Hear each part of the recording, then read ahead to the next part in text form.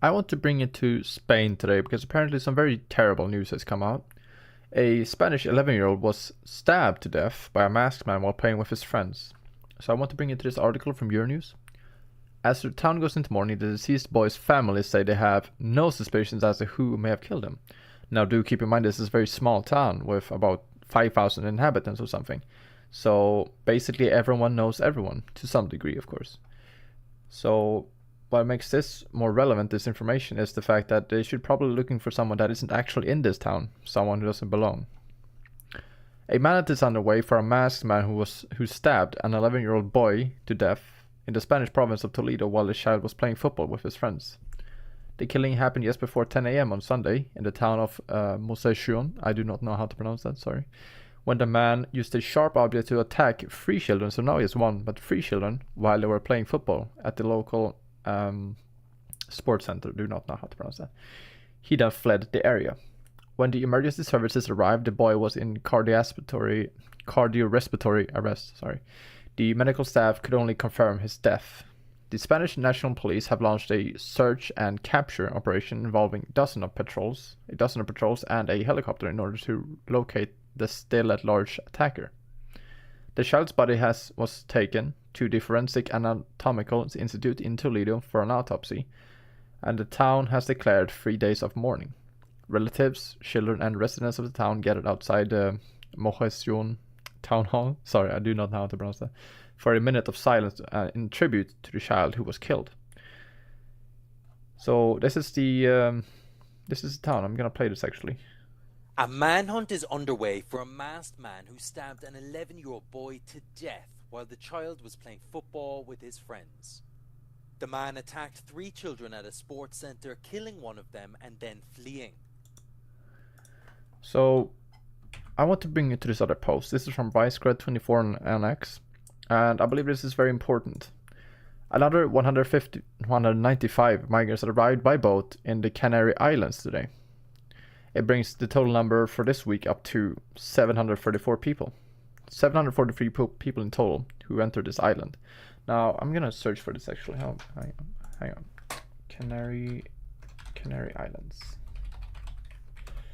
Because I believe we can actually have a very good look as just how close it is to Africa.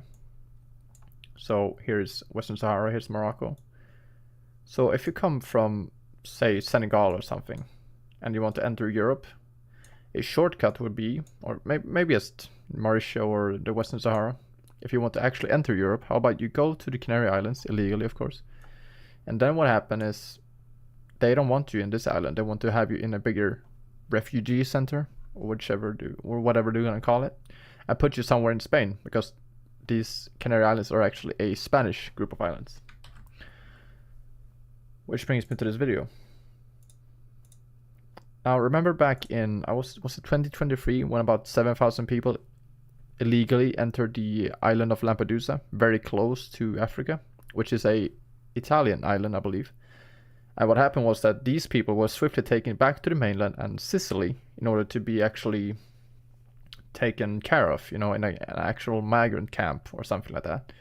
They were taken off the island into mainland Italy or Sicily.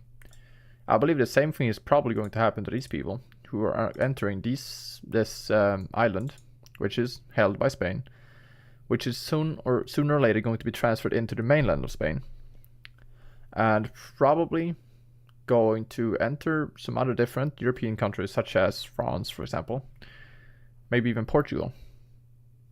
What is stopping them? Nothing really. They are going to enter these islands illegally, and what they're going to do is they're just going to overcrowd the island, making it impossible for the actual Spaniards to take care of them on this island and going to transfer them to the mainland. This is basically just a shortcut, basically, right? So I want to bring it to the article. This is from the 2023 invasion of Lampedusa, where about, was it 7,000 illegal immigrants in one day? Basically, what I wanted to show you is the fact that, wait, hang on, where's it? Mainland, here. So, yeah, migrants who land on Lampedusa are swiftly taken by Italian authorities to a larger reception centers in Sicily, or Italy's mainland. So this is what happens.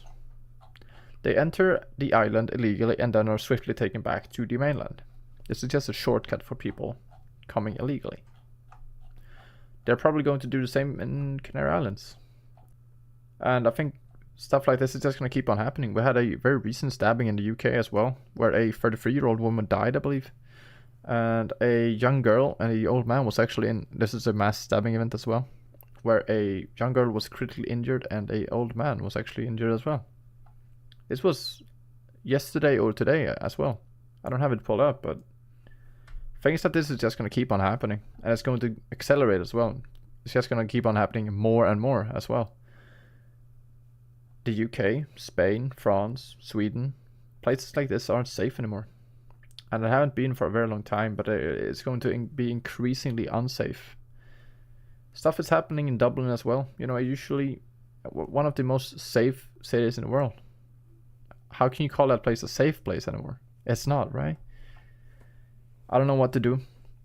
Honestly, we can just vote them out and hopefully it actually does work, but I don't know. I think I'll just leave it there. See you next video coming up later today. Leave a like, subscribe, and share this. Does definitely help. See you later today.